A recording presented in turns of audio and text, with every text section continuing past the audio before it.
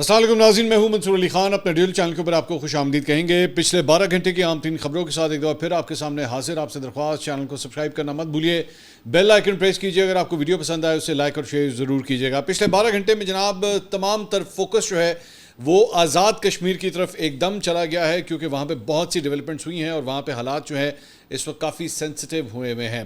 اس کی وجوہات کیا ہیں؟ وہاں پہ انٹرنیٹ سروس اور موبائل فون سروس کو جو ہے وہ بند کرنے کے احکامات جاری کر دیے گئے ہیں.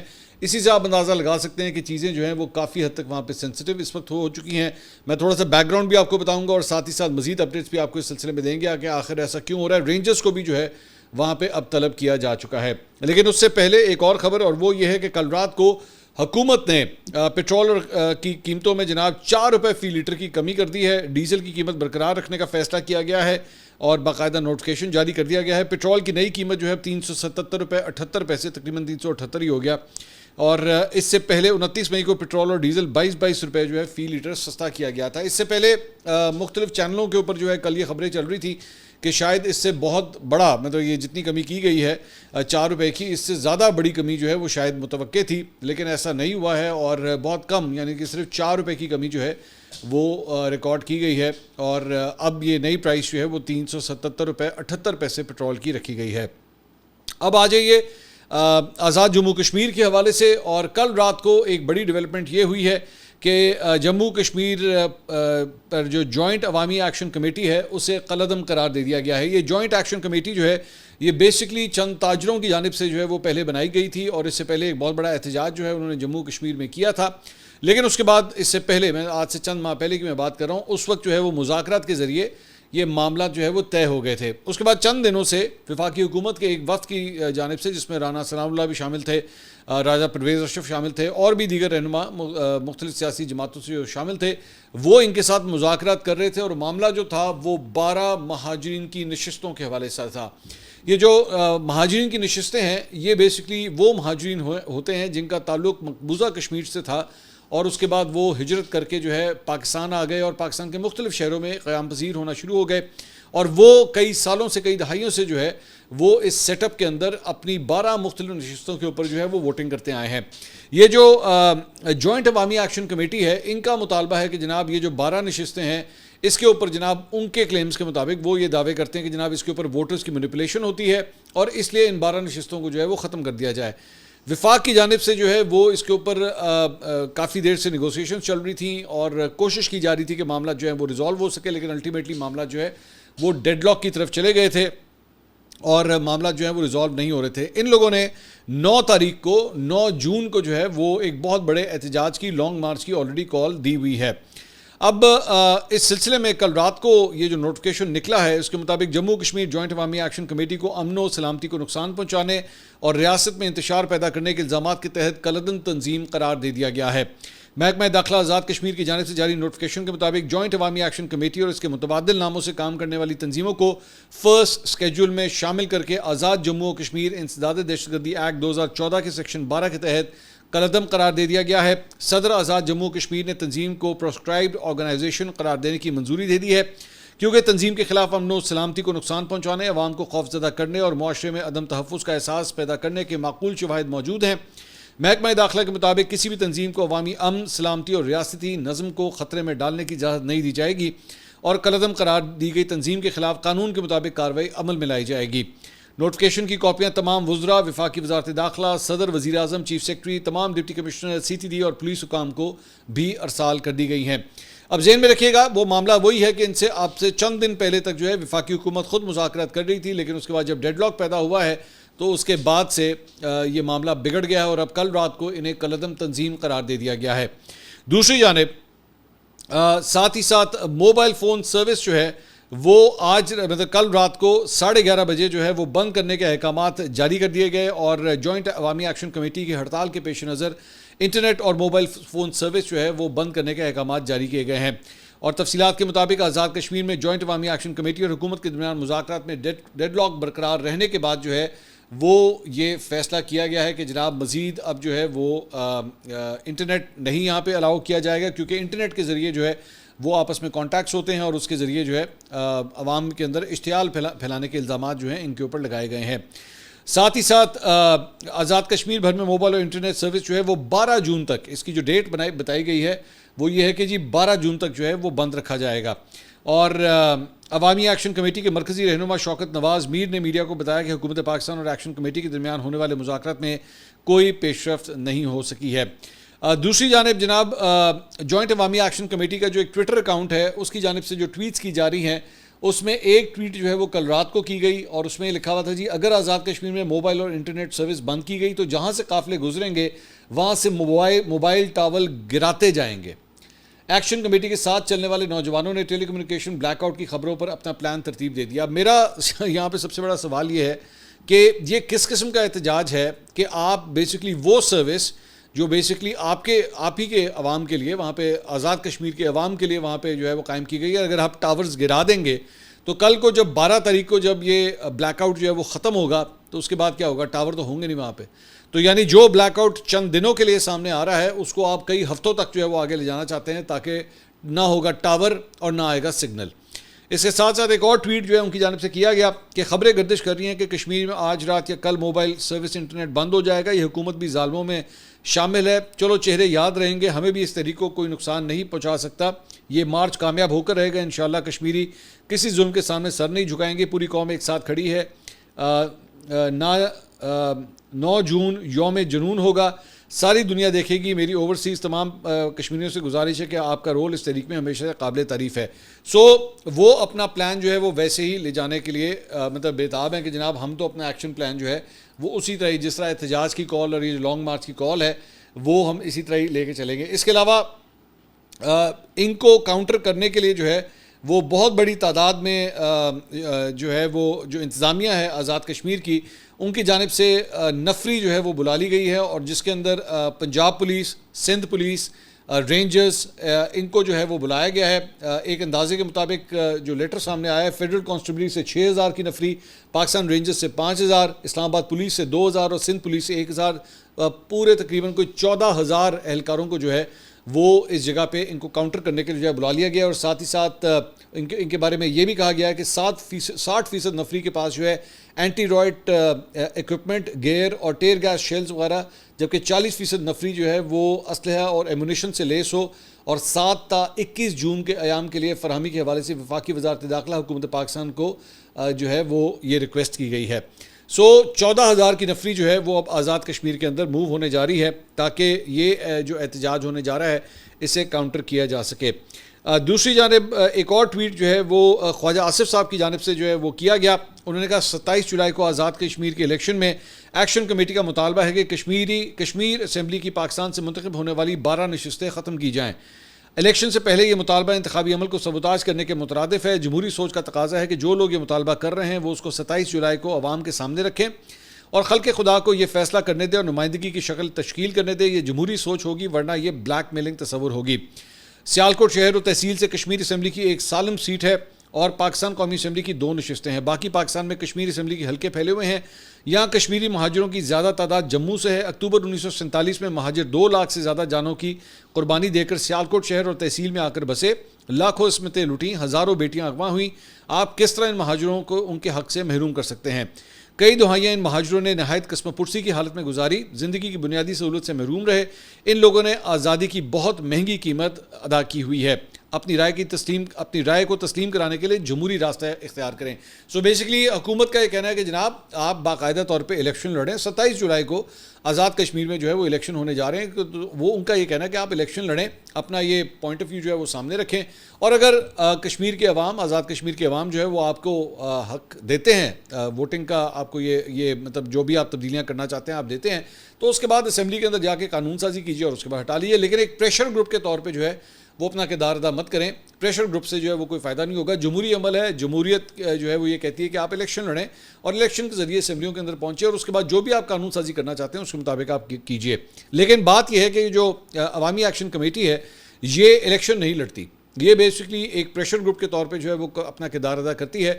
اس سے پہلے انہوں نے مظاہرے کیے تھے اور بڑے مظاہرے کیے تھے آزاد کشمیر کے اندر. اب بھی جو ہے جو انٹیلیجنس رپورٹس آ رہی ہیں وہ یہی ہے کہ موبلائز کیا جا رہا ہے وہاں کے لوگوں کو اور اس راہ کی طرف جو ہے وہ لے جانے کی کوشش ہو رہی ہے. لیکن یہ موبائل فون ٹاورز کو گرانے والا سلسلہ جو ہے یہ میری سمجھ سے باہر ہے کہ یہ کس قسم کا احتجاج ہے.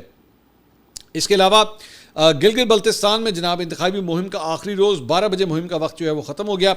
Election commission of Pakistan Gilgit Baltistan کی ہدایت کے مطابق تمام امیدواروں کے لیے 5 جون کی رات 12 بجے انتخابی مہم کا وقت ختم ہو گیا. 7 جون کو خطے کے مستقبل کا فیصلہ کرنے کے لیے پولنگ یعنی کہ کل پولنگ جو ہے وہ ہونے جا رہی ہے. الیکشن کمیشن گلگت بلتستان کی حتمی ووٹر فہرستوں کے مطابق خطے کے 10 اضلاع میں مجموعی ووٹرز کی تعداد 9,63,034 ہے, جس میں 5,06,097 مرد اور 4,56,937 خواتین ووٹرز شامل ہیں. ان ووٹرز کے لیے مجموعی طور پر 24 انتخابی حلقے جو ہے وہ قائم کیے گئے ہیں. کل 33 نشستوں پر یہ اسمبلی ان کی مشتمل ہوگی, جن میں 24 براہ راست منتخب ارکان کے علاوہ 6 نشستیں خواتین اور 3 نشستیں ٹیکنوکریٹس کے لیے جو ہے وہ مختص کی گئی ہیں.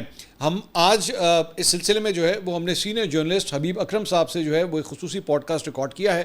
وہ انشاءاللہ آج شام کو جو ہے ہم اس کو ریلیز کریں گے, بلکہ شاید دوپہر تک ہو سکتا ہے ریلیز کر دیں.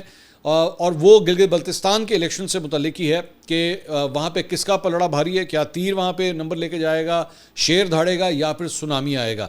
تو انہوں نے 10 دن تقریباً جو ہے وہ وہاں پہ رپورٹنگ کی ہے, مختلف اضلاع کے اندر وہاں پہ گئے ہیں, مختلف شہروں میں لوگوں سے جا کے انہوں نے بات چیت کی ہے اور میں نے ان کا انٹرویو کیا ہے. وہ انشاءاللہ آج شام کو جو ہے وہ آپ دیکھ سکیں گے.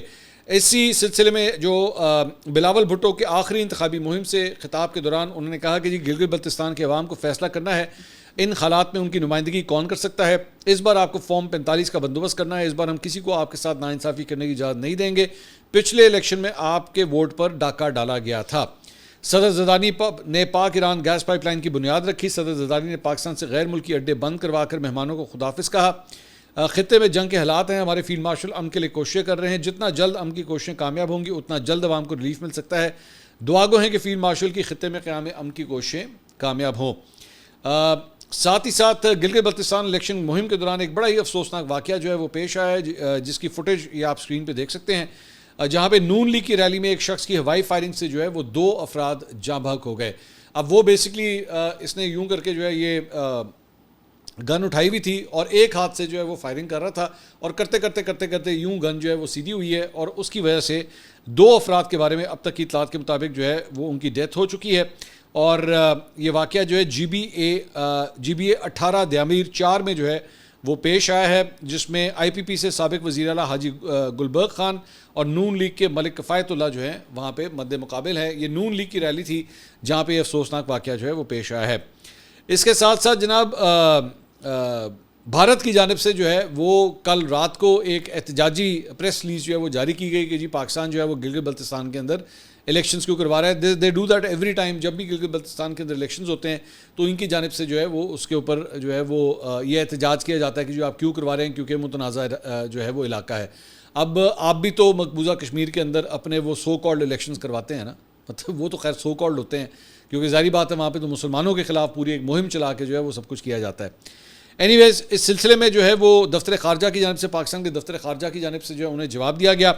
پاکستان نے گلگت بلتستان کے انتخابات سے متعلق بھارت کے بے بنیاد اور گمراہ کن بیانات کو سختی سے مسترد کر دیا. ترجمان دفتر خارجہ طاہر اندرابی نے واضح کیا کہ جموں و کشمیر اقوام متحدہ کی سلامتی کونسل کے ایجنڈے پر موجود ایک متنازع خطہ ہے جس کا منصفانہ حل اقوام متحدہ کی قراردادوں پر عمل درآمد اور استواب رائے میں ہی مضمر ہے.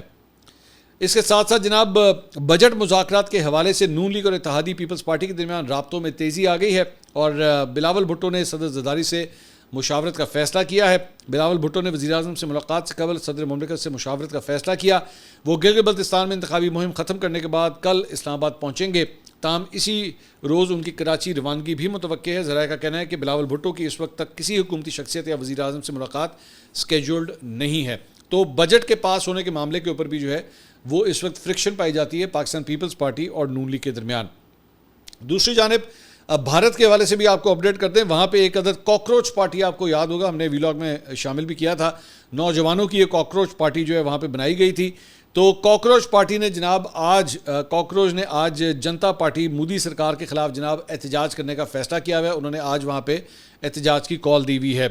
اور بھارت میں جو ہے وہ نیت پیپر لیک اور CBSE امتحانات کے ناقص انتظامات کے اوپر کاکروچ جنتا پارٹی نے مرکزی وزیر تعلیم دھرمیندر پردھان سے استعفے کا مطالبہ کیا ہوا ہے۔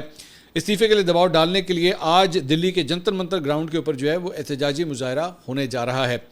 کاکروچ پارٹی کے بانی ابھیجیت دبکے جو ہے وہ دلی میں آج ہونے والے احتجاج کی قیادت کرنے کے لیے امریکہ سے بھارت آ رہے ہیں، اور وہ نیٹ پیپر لیک اور CBSE کی بد نظامی کے اوپر مرکزی وزیر تعلیم دھرمیندر پردھان کے استعفے کا مطالبہ کر رہے ہیں۔ اب انٹرنیٹ کے اوپر، سوشل میڈیا کے اوپر، مختلف پلیٹ فارمز کے اوپر، چاہے وہ ٹویٹر ہو، انسٹاگرام ہو، وہاں پہ تو ان کی اچھی خاصی فالوئنگ ہوئی، اور ایکچولی اتنی فالوئنگ ہوئی کہ انہوں نے BJP کو بھی جو ہے وہ کراس کر دیا، اور صرف چند دنوں کے اندر جو ہے انہوں نے اس کو کراس کیا، لیکن بعد میں ان کے اکاؤنٹ کو جو ہے وہ سسپینڈ کروا دیا گیا۔ لیکن وجہ جو ہے بیسیکلی کہاں سے سٹارٹ ہوئی کہ ایک جج نے جو ہے وہ بھارت کے نوجوانوں کو کاکروچ سے تشبیہ دی۔ اس کے بعد سے جو ہے وہ مذاق کے اندر یہ کاکروچ پارٹی بنا دی گئی کہ جی یہ نوجوانوں کی انسلٹ کی گئی ہے، اور کس طرح ایک جج جو ہے وہ اس قسم کی زبان استعمال کر سکتا ہے، اور اس کو دیکھتے ہی دیکھتے جو ہے وہ جو ایک مذاق میں ایک چیز شروع ہوئی تھی وہ کافی حد تک سیریس ہو گئی، اور نوجوانوں نے لاکھوں کی تعداد میں جو ہے اس پارٹی کو سوشل میڈیا کے اوپر فالو کرنا شروع کر دیا۔ لیکن اب آج جو ہے وہ احتجاج کی کال دی ہوئی ہے۔ اب سوشل میڈیا کے اوپر جو کی بورڈ واریئرز ہیں، کیا وہ میدان میں بھی اتریں گے یا نہیں اتریں گے، اور میدان میں اتر کے کیا اس احتجاج میں شرکت کریں گے یا نہیں کریں گے، یہ سب سے بڑا سوال ہے۔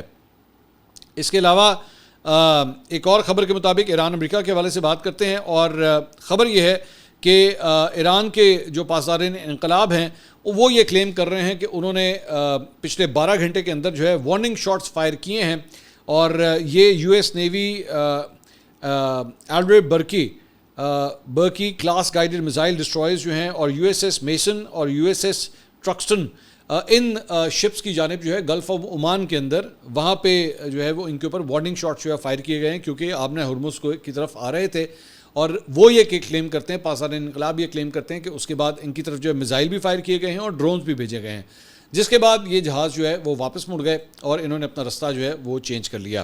لیکن امریکہ کی جانب سے جو ہے اس کے اوپر ابھی تک کسی قسم کا کوئی کامنٹ جو ہے وہ نہیں آیا ہے۔ اس کے علاوہ ایران کے نائب وزیر خارجہ اور جوہری مذاکراتی ٹیم کے رکن کاظم غریب آبادی نے کہا ہے کہ ایران اس بات پر زور دیتا ہے کہ مفاہمتی یادداشت پر دستخط کے فوری بعد اس کے منجمد اثاثوں کا 50% جو ہے وہ ریلیز کر دیا جائے۔ ایرانی خبر رساں ادارے مہر سے گفتگو کرتے ہوئے غریب آبادی کا کہنا تھا کہ باقی ماندہ اثاثے بھی ایک معقول مدت کے اندر ایران کے حوالے کیے جانے چاہیے، جو ان کے بقول 1 یا 2 ماہ سے زیادہ نہیں ہونے چاہیے۔ اس کے ساتھ ساتھ جناب ایک اور خبر یہ آئی ہے کہ اقوام متحدہ کی ایک سروے جو ہے وہ سامنے آیا ہے، اور اقوام متحدہ کے عالمی غذائی پروگرام نے یہ کہا ہے کہ ایران جنگ کے اثرات کے باعث دنیا بھر میں لاکھوں افراد اپنی بنیادی غذائی ضروریات پوری کرنے میں مشکلات کا شکار ہیں، جبکہ بعض علاقوں میں لوگ شدید بھوک کی طرف دھکیلے جا رہے ہیں۔ مارچ میں ورلڈ فوڈ پروگرام نے پیشگوئی کی تھی کہ اگر مشرق وسطیٰ کا تنازع تیل کی قیمتوں میں مسلسل اضافہ کرتا رہا تو 4 کروڑ 50 لاکھ افراد شدید غذائی عدم تحفظ کا شکار ہو سکتے ہیں۔ اب ورلڈ فوڈ پروگرام کا کہنا ہے کہ یہ منظرنامہ حقیقت بنتا جا رہا ہے۔ آج جاری ہونے والے ورلڈ فوڈ پروگرام کی نئی رپورٹ، جس میں دنیا کے چند انتہائی کمزور ممالک پر اس بحران کے اثرات کا جائزہ لیا گیا کے مطابق صومالیہ میں مزید 25 لاکھ افراد، سری لنکا میں مزید 13 لاکھ افراد اور افغانستان میں مزید 23 لاکھ افراد اپنی بنیادی غذائی ضروریات پوری کرنے کے لیے اس وقت جدوجہد کر رہے ہیں، اور بعض صورتوں میں یہ بحران انہیں شدید بھوک کی جانب جو ہے وہ بھی دھکیل رہا ہے۔ واقعہ جو ہے وہ مطلب جو ٹینشن ہے وہ مشرق وسطیٰ میں ایران کے اندر ہے، لیکن اس کے اثرات جو ہیں وہ دنیا کے کون سے ممالک کے اندر، ایون پاکستان کے اندر بھی آپ جو پیٹرول کی پرائسز دیکھ رہے ہیں وہ کہاں سے کہاں جا چکی ہیں۔